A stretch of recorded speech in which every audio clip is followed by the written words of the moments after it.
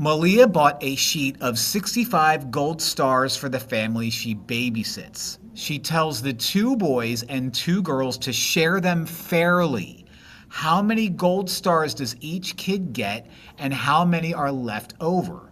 Well, what we need to do is divide the 65 gold stars amongst everybody. Now, how many is everybody? Well, everybody is going to be the 2 boys plus the 2 girls. So there's 4 total people.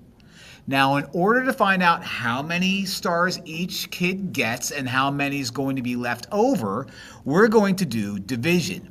So that would be 65 divided by 4. Now let's set this up. The larger number always goes inside the house, and the 4 goes on the outside. And we have to see how many times 4 goes into 65. 1 digit at a time. How many times does 4 go into 6? 1 time. 1 times 4 is 4.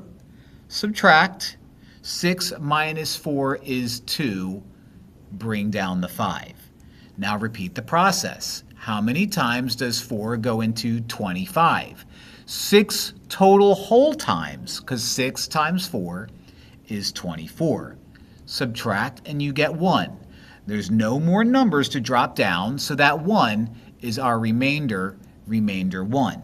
Now what this means is if there's 64 gold stars to hand out to 4 people, everybody gets 16, and there's going to be 1 left over. So the question isn't asking how much each kid gets.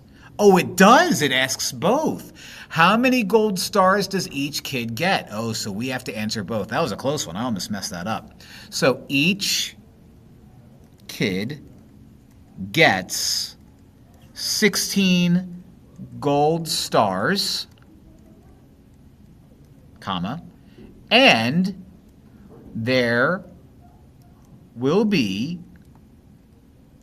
1 gold star left over. Wow, that was a close one. I almost messed that up, but I didn't.